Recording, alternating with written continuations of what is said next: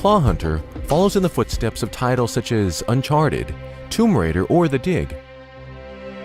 It's an action-adventure game with a focus on a thrilling main storyline which takes place in 17th century on a Pacific island where Cretaceous life has been perfectly preserved. You will get to observe many different kinds of dinosaurs and other prehistoric life, and explore beautiful and rugged vistas of this long-forgotten place. Also, you need to be on the lookout for dinosaurs. They may be a threat, as well as helpful companions. You may learn how to tame them, ride them, or even fly them. But the dinosaurs are not the only danger you may encounter on the island. There are also human enemies, far more insidious than any dinosaur can be. You will have to pit your wit against them. The story will be propelled forward by cinematic scenes, adding to the film atmosphere of the game.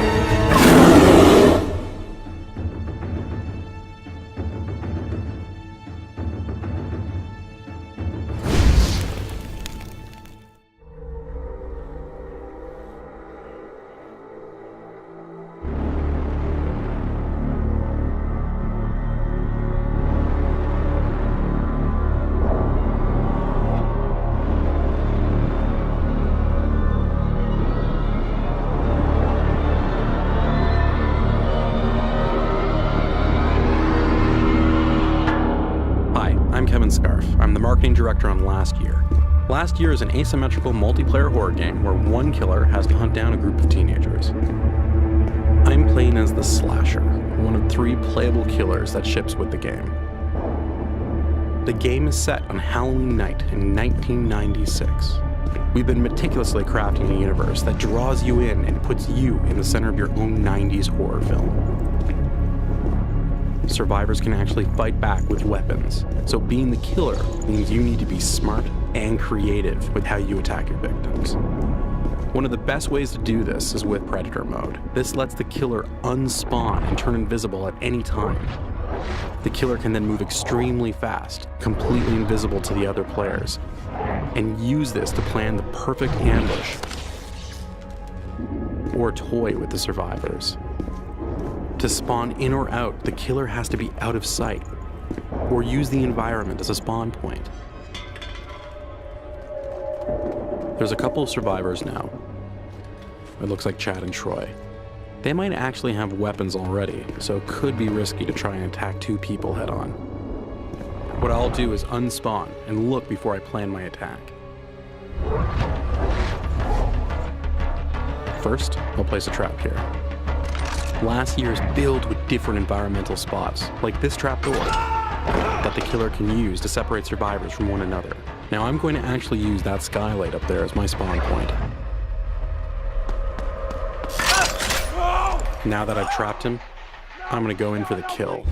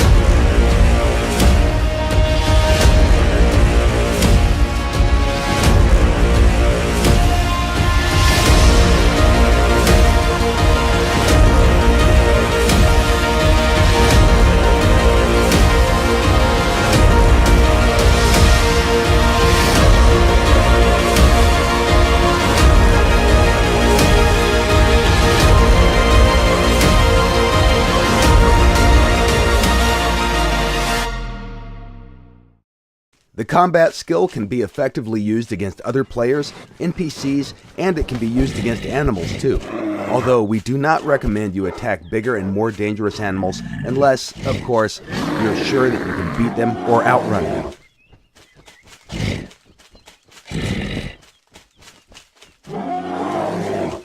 During the combat and the physical condition of his character.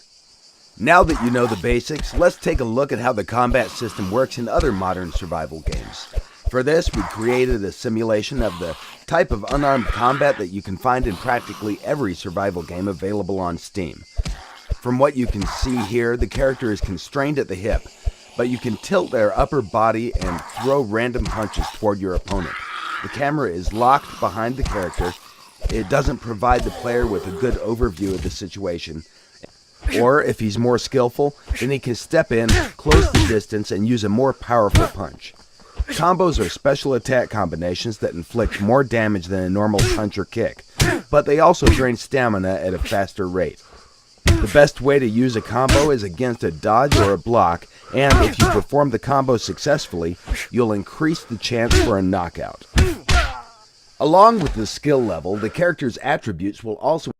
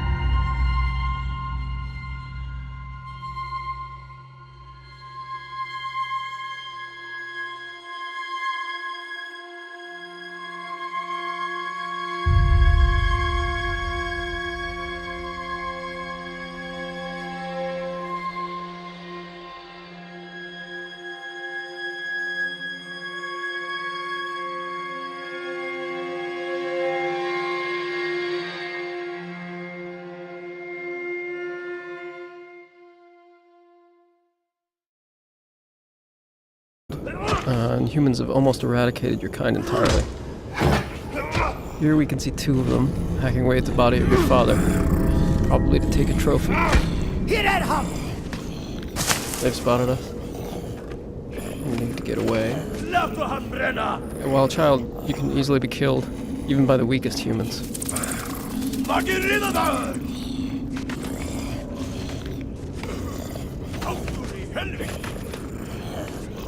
We're trapped on this bridge. Maybe there's an escape route.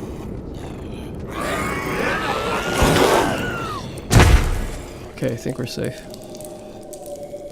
As you move around the caves and tunnels that these creatures inhabit, you'll see what humans have done to your kind over the years.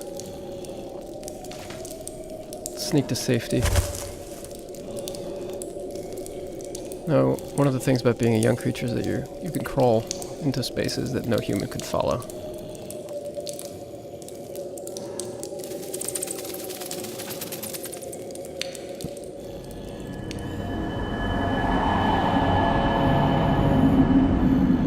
Now, this huge cave with the mysterious tree is one of the last few places of refuge in the world for creatures like you.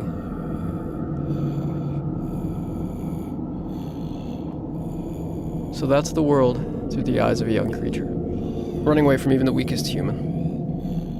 Now we're going to go forward in time and see the world through the eyes of a larger, more powerful adolescent creature, and see what they're capable of doing.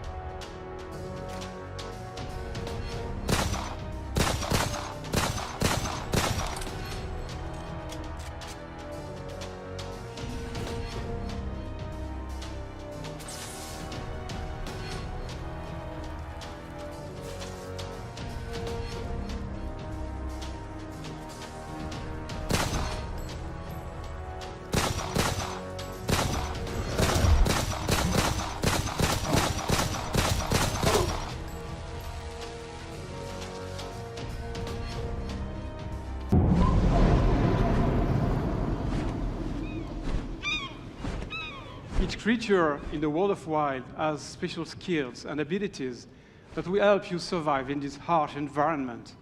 This eagle has a very powerful vision, which will help you to spot and catch small creatures, like those snakes over there.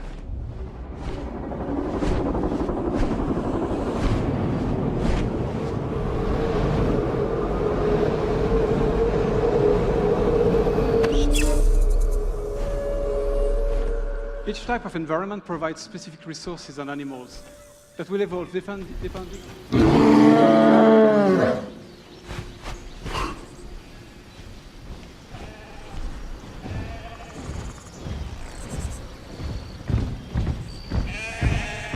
The bear is a powerful ally that will help me during challenging combats.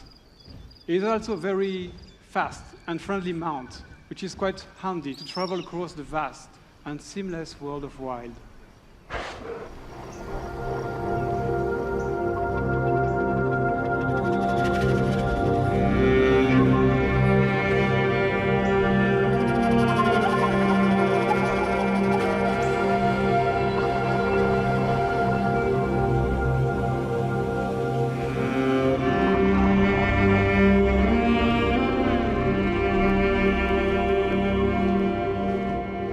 We finally reached the sacred location, where I will be able to summon the snake divinity in order to save the poison member of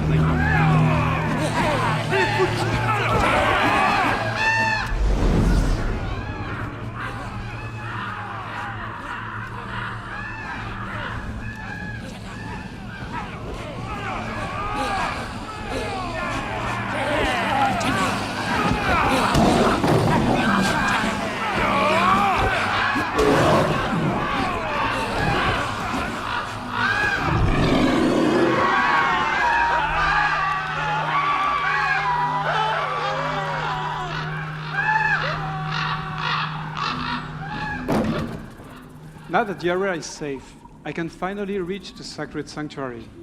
There's a lot of places like that in Wild, and I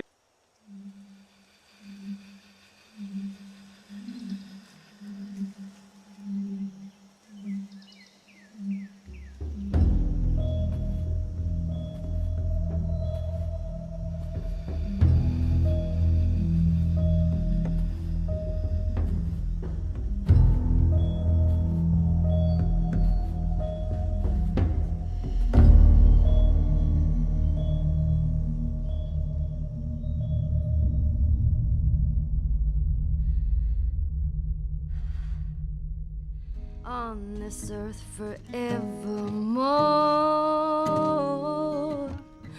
Said I walk beside the still waters and they restore my soul. But I can't walk on the path of the right because I'm wrong. No, I can't walk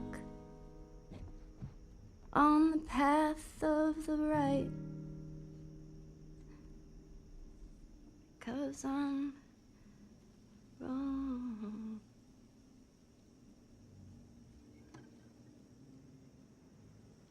What are you doing, kiddo?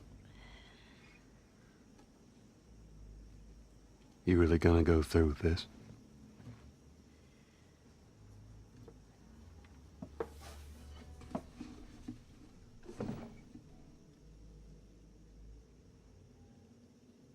I'm gonna find, and I'm gonna kill every last one of them.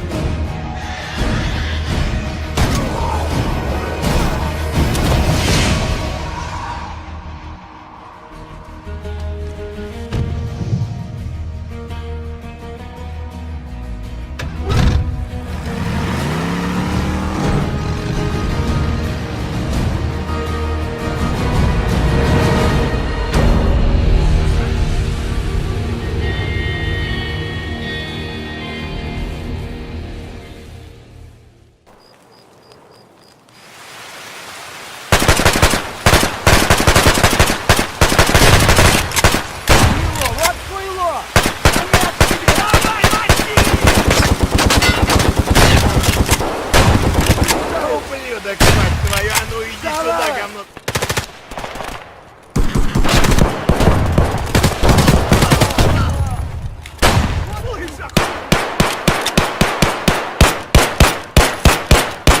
Гений, да!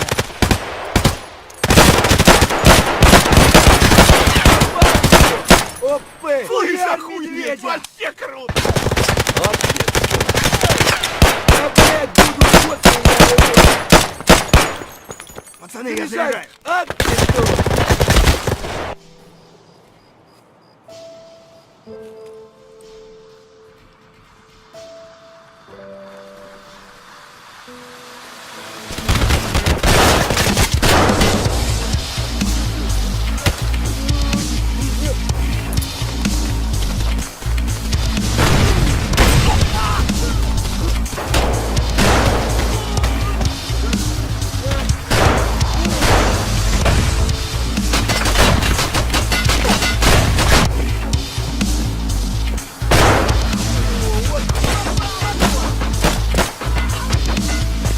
Ну что, неплохой день, господа.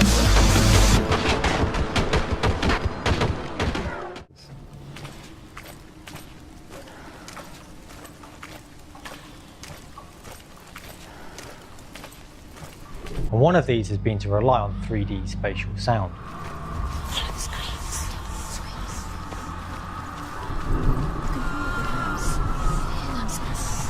No one will judge her.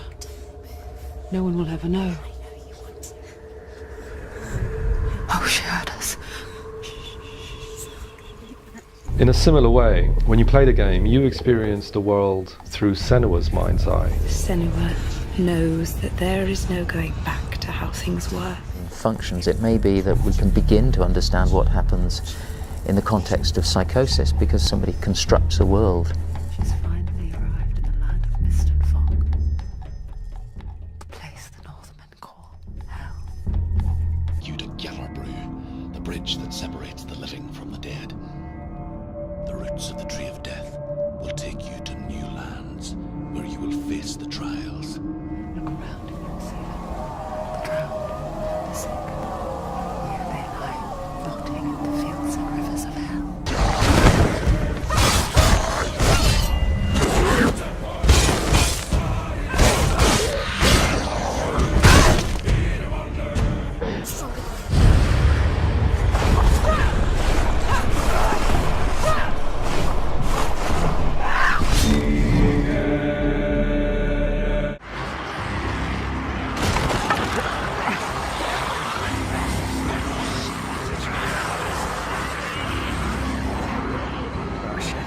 Oh shit!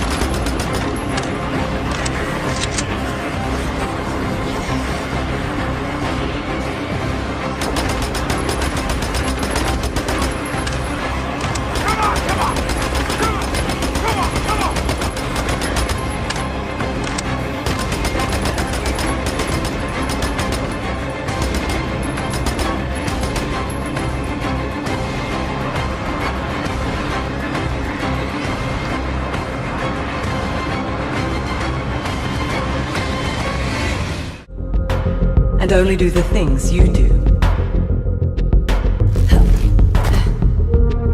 So it's the way you play the game that shapes your enemy.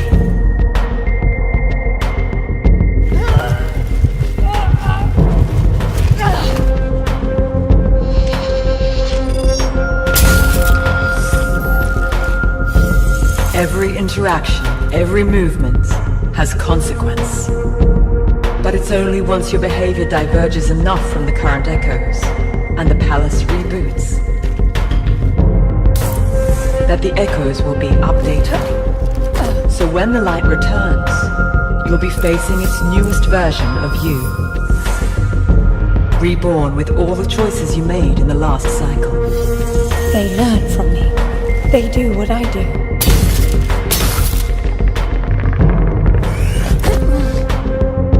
The palace watches everything you do in the light. But in the darkness, as it reboots, it is blind. And you are free to act without consequence.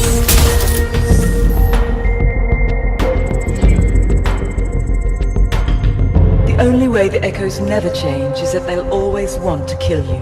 But you decide which tools they have at their disposal. If you cease to do something, so will they after the next blackout. Always stay a step ahead of the echoes, and keep a cool head if you want to survive the palace.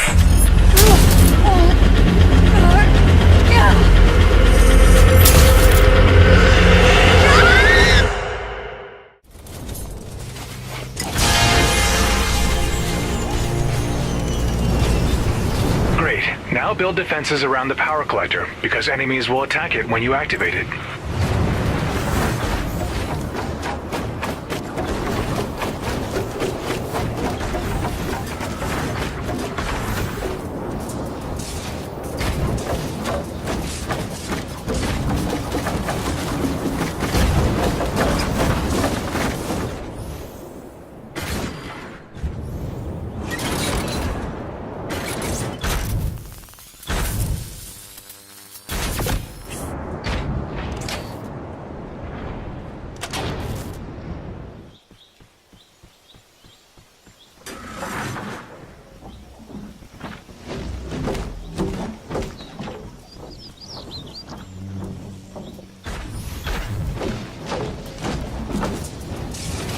Atlas activated. Now defend the Atlas until the gate has been closed.